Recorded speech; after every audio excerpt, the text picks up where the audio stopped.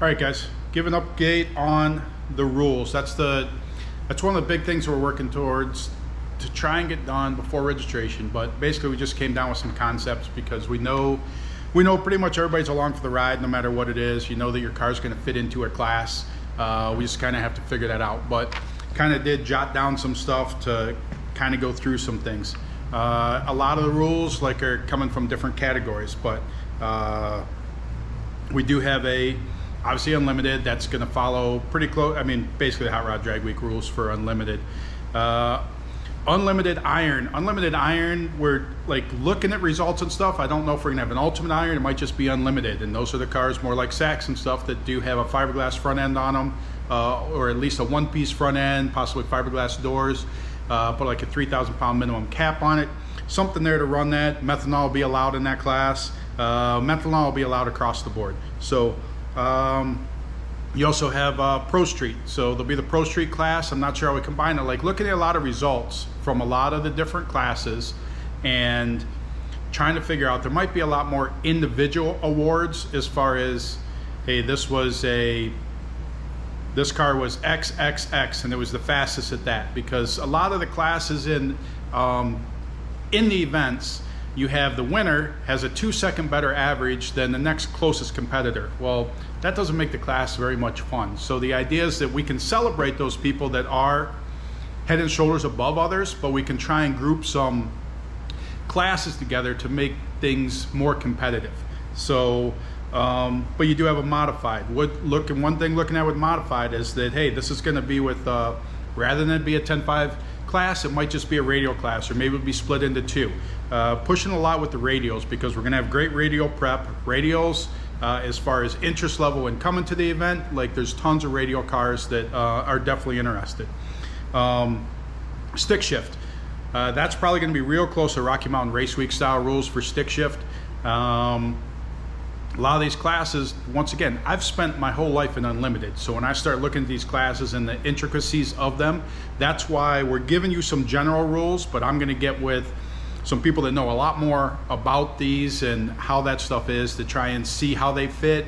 Should we modify rules? Should we just go with a rule that already exists in another class? Obviously an NA class, try and figure out exactly how to get the NA classes. That's another one to where there was there's multiple NA classes, but at the end of the day, you looked at the top contender in all those NA classes. Well, they were real competitive with each other, and then everybody else was way off from them. So how do we group those together better to have that, but yet possibly have individual awards for the fastest small block NA car if we end up not doing an NA class, or however that is. So Luke called it Sick Week Freaks, but kind of a class that we're going to put all the different stuff in. This is where all the front wheel drive cars will go. This is where all the 4 cylinders, the 6 cylinders, the diesels, which will be 6 cylinders. So it'll be kind of like a non-V8 class. I mean, even the electric cars might be in this class.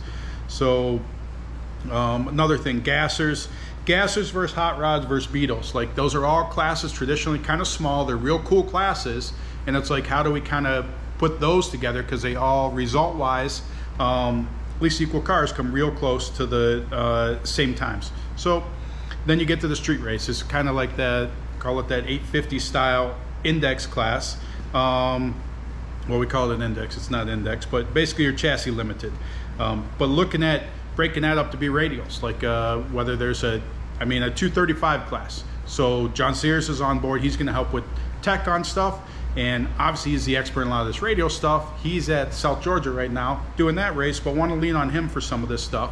You also got Turk, and if Freiberger wants to get involved with helping to do some of this stuff. I mean, and then whether there's a 275 and there, and then you also have a,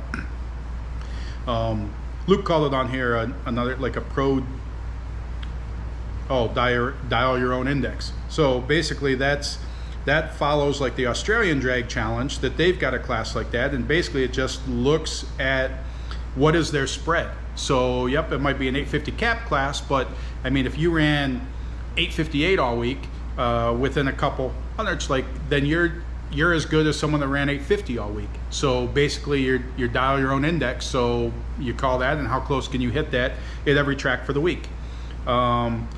possibly a Pro one that's for cars faster than 850.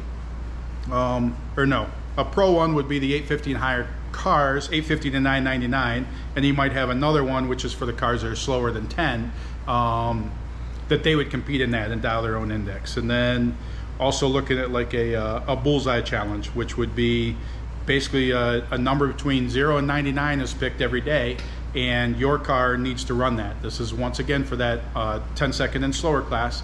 And so let's say it was a 69 that day. So now if you run 1069 or 1169 or 1269 or 1369, then that was the number, and make that almost like a daily contest. That there's some awards, some bragging rights for winning that day. A lot of times from my own impression, and so much of this comes from that, from my own impression, like you'll have people that, hey, they're along, they can't be competitive in, let's say that Street Machine Eliminator class, they can't run the 10-0s, but they're still there for a good time. But after a day or two, like they're basically out of contention 100%. They just make the run down the track and then they're on to the next track. So if we come up with a way to possibly have a daily dial in that says, hey, whatever, that number's 69 today, or that number's 48, like, and that's what everybody's trying to go for, and it changes every day, so you can't set up your car for it. You kind of a lot of luck involved in it. The others, like I spoke about before, 20-second class, and whether it's a 20-second index or 16-second index, whatever that is, but basically trying to come up with ways to bring fun to all the different groups of classes. Also bring competition, heavy competition, to those classes as well.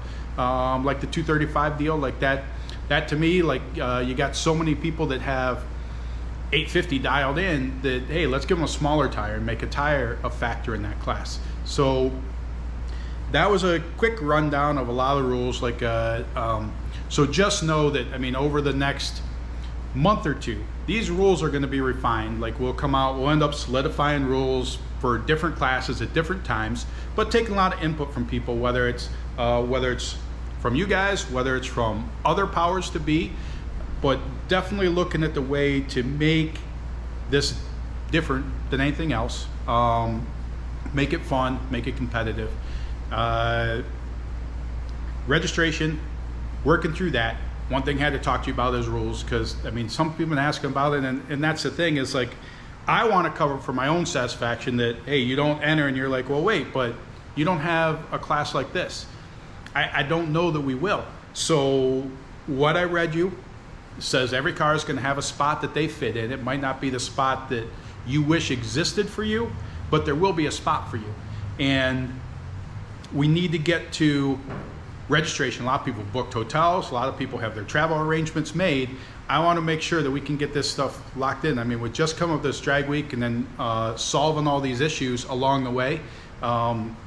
Like I said, I don't want to release a rule package that then I'm going to want to modify as time goes on. I would rather it be a work in process, that we're working with the rule package and figuring out, because a lot of it's, hey, we have a bunch of cars that are X, like, maybe if we modify this, we can split that. Because, as I said before, my goal is to have 100 cars that run faster than 849 in the event, 100 cars that run 850 to 999 in the event, and 100 cars that run 10-0 to 20 seconds in the event.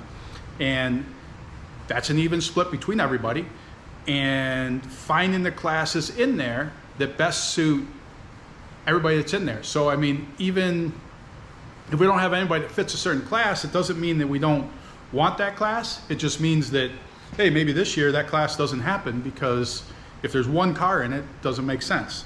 And that's where I also talk about the individual awards, because that's the part when you do have this unique combination that's different than anybody else, or maybe not different than anybody else, but you just have it sorted out better than anybody else, and it doesn't fit in a class of its own, so it ends up running this other class, that you can be awarded for that accomplishment.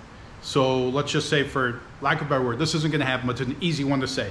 Let's say there is no NA class, so you end up having to run it unlimited. So Doc, you end up winning the class. Well, that needs to be recognized as an NA car, or you don't win the class, but that needs to be recognized as the fastest NA car there. So like, and there's different things like that, and that's not an example that's going to happen. That was just an easy one to draw. But that's what I got right now. everything's working its way through. Registration will start to happen hopefully in the next week or two, and you guys can get all this stuff locked down. I appreciate all the support. I mean, it's mind-blowing the interest that there is in this event, like and the support from both sponsors, participants. I can tell you that we will have the fastest group of cars that has ever existed on a drag and drive event. Like, that part's already bar none there. So more 6-second cars, more 5-second cars, more 7-second cars. Like, I mean, crazy. But at the same point, I want everybody to know that, like, my 100, 100, 100 deal, like, I mean, I want cars in all the categories. So I'm not just trying to say, hey, I only want these cars. Nope, I want everybody. It's all inclusive. That also brings you to the sick ward. The sick ward is just a fun side thing of it, that these are the people that a lot of times want to be part of the event, and their car's not fast enough, their car's not ready. While I bring that up, I mean, possible plan B, like, if somebody's plan A car doesn't work out, the plan B, I mean, the equivalent of a rental car isn't a plan B. Like, any plan Bs would need to be approved for us to let that event. And depending on what your plan B is, you may end up in the sick ward with your plan B. So, because you're still along for the event, you still participate, that'll be its own thing that's going to be different than anything else. You'll have your own windshield banners, your own stickers, like basically call it the VIP access for the fan in that sick ward. So that, tons of interest for that as well, but like, that's kind of what that is. Those are the people that travel along. There will be daily tickets available for people that just want to come for a day or two, but the people that do want to do the whole event and basically hang out the whole time, so that will be, that the sick ward fits real well with that. So that's what I got right now. Guys, post your comments, questions, concerns, so gripes, you can put all that up there. But that's where we're at right now, and that's what we're working towards. So I appreciate you guys watching.